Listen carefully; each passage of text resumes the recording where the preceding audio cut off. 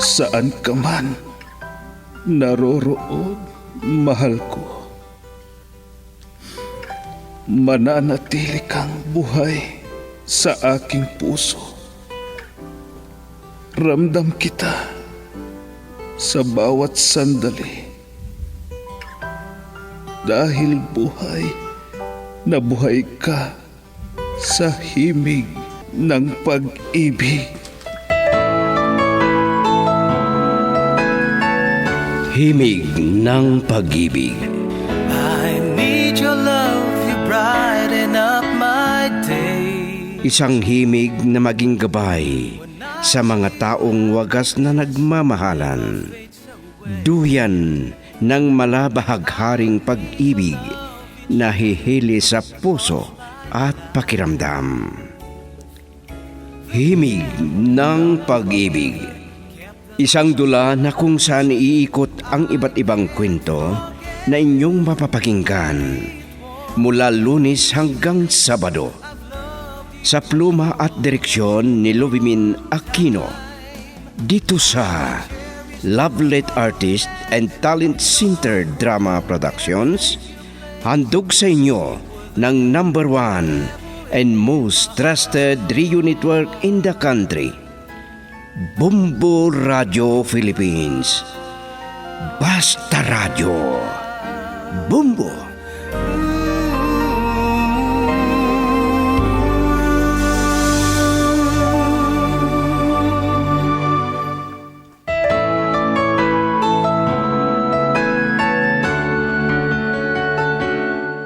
Ang nakaraan, tinangka ni Mayor Bartolo Gabriel na bilhin ang karapatan ni Teniente Sadiri Salvacion.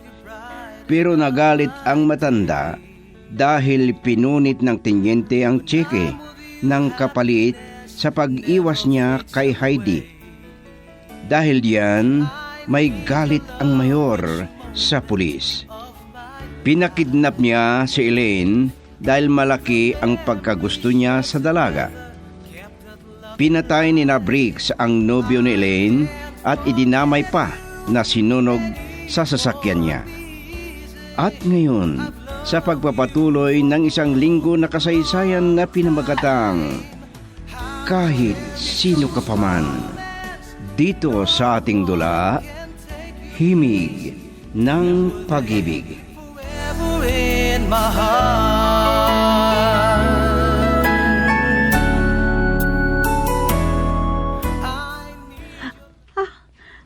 Mayor Gabriel,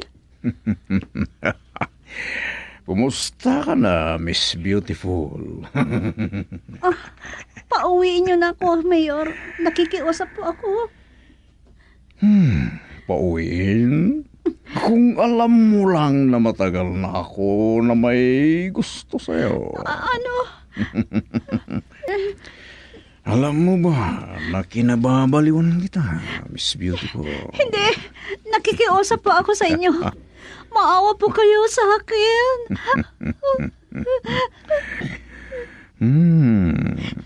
Walang makakahadlang sa akin.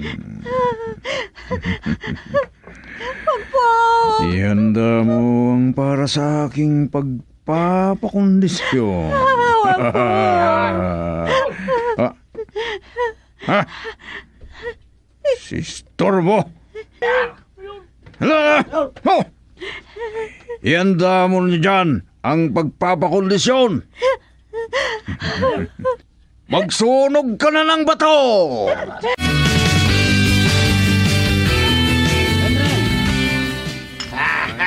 Napakaswerte ni Bossing. Napakaswerte talaga. Tapos na. Sigurado yan. Bullseye. Wala na!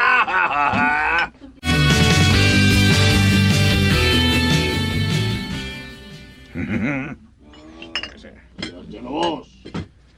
Batang-bata, boss. Halika na, Briggs. Hoy, kayo! Boss! Bantayan ninyo na mabuti ang laruan ko at huwag ninyong pakialaman.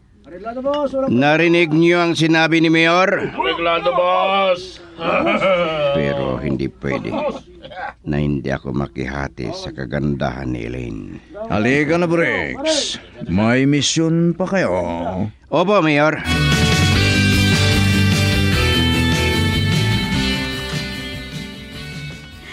Bakit nangyari ito sa akin? Si Norbert, ano na kaya nangyari sa kanya? Ang mga hayop. Nakatakas lang ako dito. Ihahabla ko sila. Kailangan bayaran nila ang kayahupan nila. Nangunguna si Mayor Gabriel. Sakit ng katawan ko. Nanghihina na ako. Pero gagawa ako ng paraan para makatakas dito.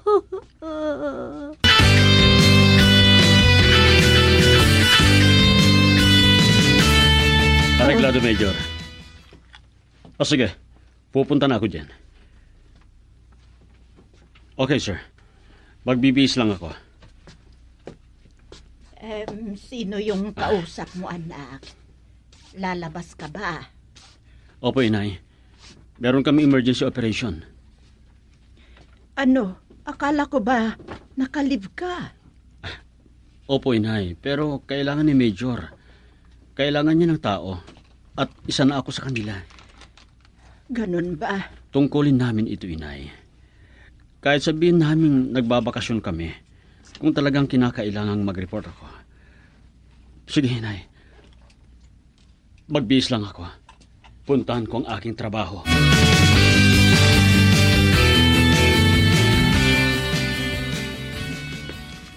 Magmadali kayo. Bilis! Bilis ang mga kilos.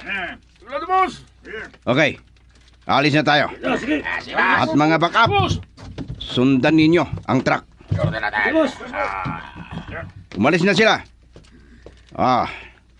Sundan ko sila. Pero konting distansya. At tawagan ko na si Mayor Bartolo.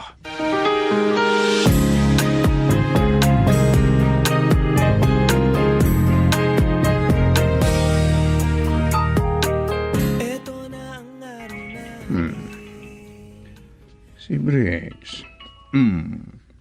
Hello, Briggs. Areglado na, Mayor. Papunta na ang truck sa hideout. Sige, mabuti.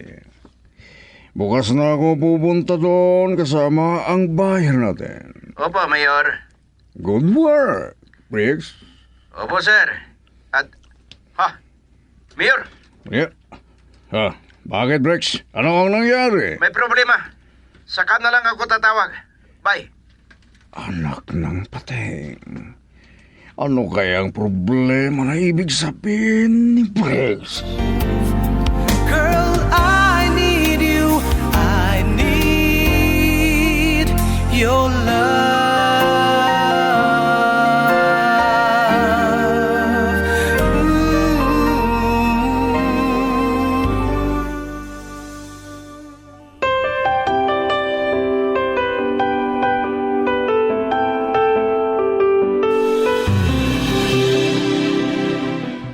Ang mga pulis. Checkpoint. Pinatigil ang truck na may laman na epektos. Isa si Teniente sa De Salvacion sa mga nang sisita. Aalis na ako dito. Baka sitahin naman ako. O kaya makita niya ang kotse ko. Ang mga backup. Pinaputukan ng mga pulis at... masama ito. Hindi pwedeng madamay ako. Aalis na ako.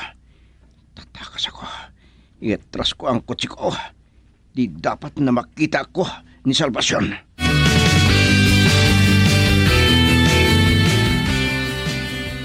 Alright, man. Tumawag kayo ng backup. Yes, sir. Copy, sir. Huwag natin payagan na makalis sila rito. Mga walang hiyap. Oh. Pilitin nating may mahuli sa mga walang hiya para magtapat sila. Talagang lumalaban ang mga walang yate-yate. Mag-ingat lang kayo, Magno. Gawin natin ang lahat ng makakaya natin para hindi maagaw ang kargamento. Mamamatay kayo kung hindi kayo susuko.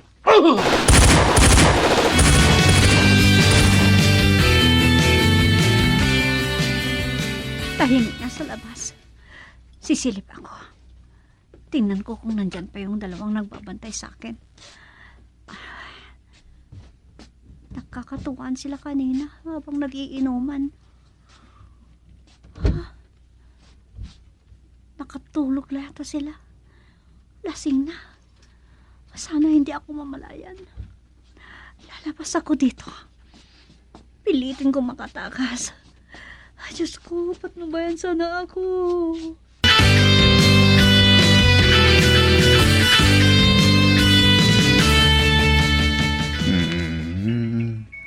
Siyempre, ano kaya ang update? Hello! Ano ang balita? Masama ang nangyari, Mayor. Ano ang ibig mong sabihin? Naagaw nila ang kargamento. Ano? Si Teniente Salvacion, ang isa sa mga nag-checkpoint. Salbahe yun. Talagang problema ko ang walang hiya. Kinalulungkot ko, sir. Pero naunahan kami. Peste! Wala kang silver brakes! Ha! Mapapatay kita! Sayang ang mga kargamento na yon! Ano ang mga kargamento na yan, Papa? Iha, matagal ka na ba dyan sa likuran ko? Malinaw ang narinig ko, Papa. Ano ang ibig sabihin nito? Kahit ba smuggling, pinasok nyo? Aba, wala. Ano naman ang ganun nga? Ngayon na maaga pa, Papa. Itigil nyo na yan. Ano? Tumigil ka. Wala akong alam na sinasabi mo. Ang gargamento na sinasabi ko ay yung nakuha nila na kwan. Hindi na ako bata na kaya nyong lokohin, Papa. Ano? Pakiusap. Ang totoo, hindi lang yan ang nababalitaan ko na ginagawa nyo. Pero hindi ako umiimik. Kahit ang bawal na droga. Tumigil ka. Hindi mo alam ang sinasabi mo. Siguro, ang pulis na yon ang nagsabi sa'yo. Makikita niya. May araw sa akin ang walang hiya na yun. Hindi nyo ako makukumbinsi. Malinaw ang narinig ko. Sobra ang galit nyo kay Briggs. Dahil na-intercept nila sa diri ang kargamento. Ano?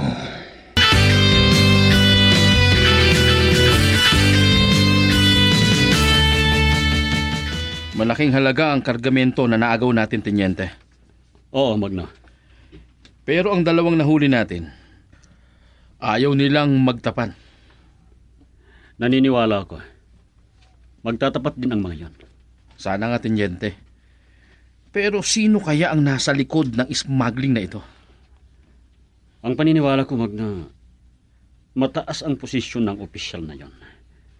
Ano? Loko naman siya kung ganun. Pero maibubunyag din kung sino man siya. Saglit lang, Corporal. May tawag ako. Hello? Si Teniente Salvacion to. Ano? May nagpatulong sa inyo?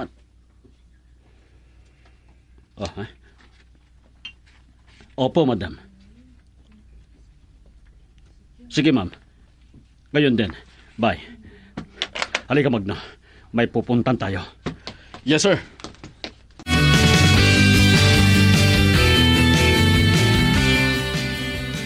Ano raw ang nangyari sa caller, Teniente? May babae daw na nagpatulong sa kanila. Paano nagpatulong? Meron silang nadaan ng babaeng nagpapara. Tumigil sila at tinulungan. Babae? Oo. Nandun daw sa bahay ng mag-asawa. Sino raw ang babaeng yon? Si Ellen Mendoza. ang missing na kasama na nasunog na lalaki sa loob ng sasakyan niya? Oo. Malapit na tayo sa site. Humanda ka, Magno. Yes, sir. Girl, I need you. I need your love.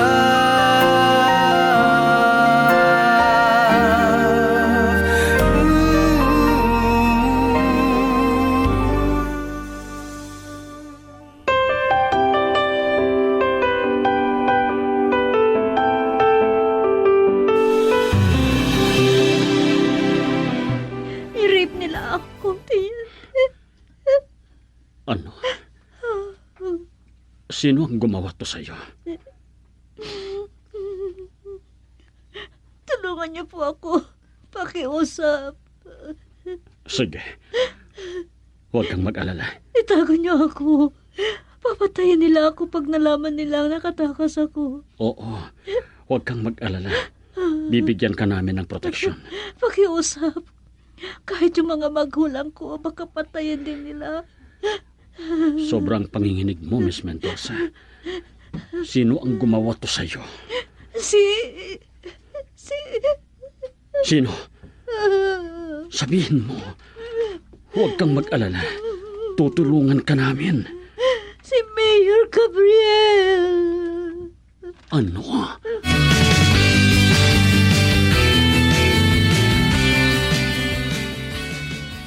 Gabi na, Heidi anak. Nandito ka pa sa kusina.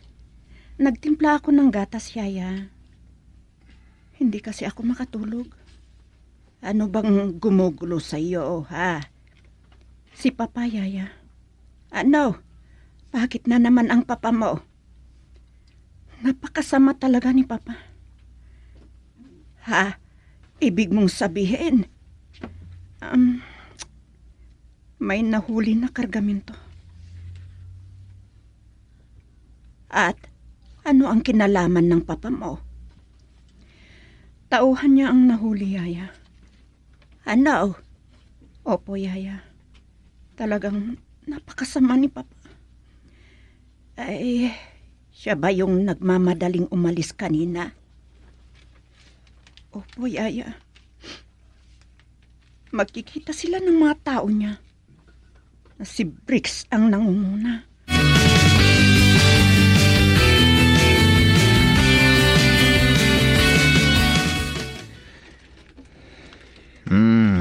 Napuno na ako sa pulis na yun. O hindi ako makapagpipigil. Kahit ikaw, Briggs. Kayo! Ha! Patayin ko na sana kayo. Dahil wala naman kayong silbi. Patawarin niyo sana ako, Mayor.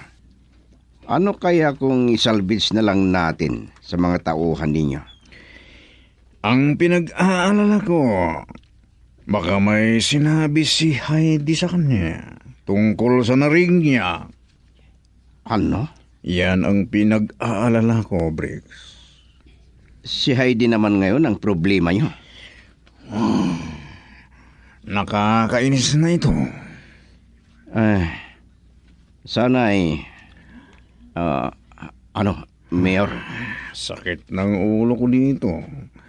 Kung bakit di pa lumaban na tumakas. Gaya ng sinabi ko, Mayor. Naunahan nila kami. Tama na ang maraming dahilan, Briggs. Ang sabihin mo, wala kayong kakayahan. Mayor. Wala kayong silbi. Ang isa pa na problema ko ngayon, ano ang sabihin ko sa mga kasosyo ko sa negosyo? Baka isipin nila na niloko ko sila. Yan ang problema, Mayor. At kayo, ang nagpahamak sa akin. Ulitin ko. Ikinalulungkot ko, Mayor. Pasensyahan niyo ako. Hindi na po mauulit. Sige. Hindi ako uwi. At pupunta tayo doon sa rest house para maglibang ako kay Elaine. Kailangan na mawala ang galit ko dahil sa inyo. Opo, Mayor. Tama ang naisipan niyo. At Mayor, may tawag si Puldo na nagbabantay doon sa rest house. Hello, Puldo. Bakit ka tumawag? Ano? Oo. Ah, Bakit, Briggs? Bakit ka nagulat? ah, sige. Hanapin nyo. Kung hindi, papatayin kayo ni Mayor. Sige. Ano ba yun? Sige, bye. Hoy, Briggs. Ano ba yun ka ako? Mayor, si Elaine, nakatakas daw. Ano? Mayor, bakit nyo ikinasa ang baril nyo? Patayin na lang kita!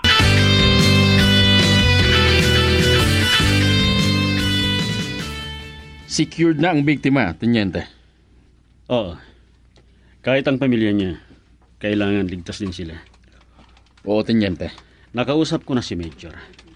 Okay nang lahat. Pati ang abogado na tumutulong sa biktima. Magugulat na lang si Mayor kung matatanggap niya ang kaso kontra sa kanya. Patong-patong ang kaso niya ngayon, Magno. At posible, masuspindi bilang mayor. Dapat lang, Tenyente, dahil sobra na siya. Saksi pa si Elaine na sila Brice ang kumidnap sa kanila.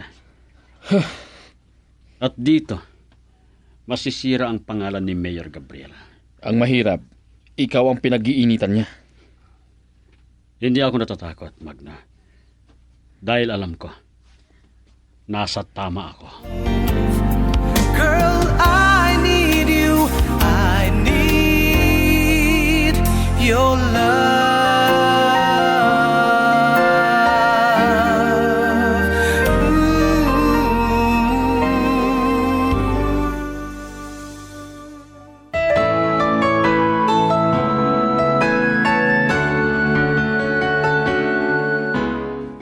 Ano ang mga susunod na mangyayari?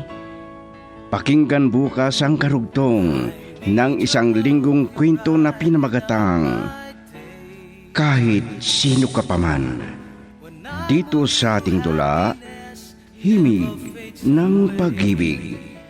Mula sa Lovelit Artist and Talent Center, Drama Productions, handog sa inyo ng #1 and most trusted source of news and information, Bumbo Radio Philippines. Basta Radio Bumbo. I've loved you for a long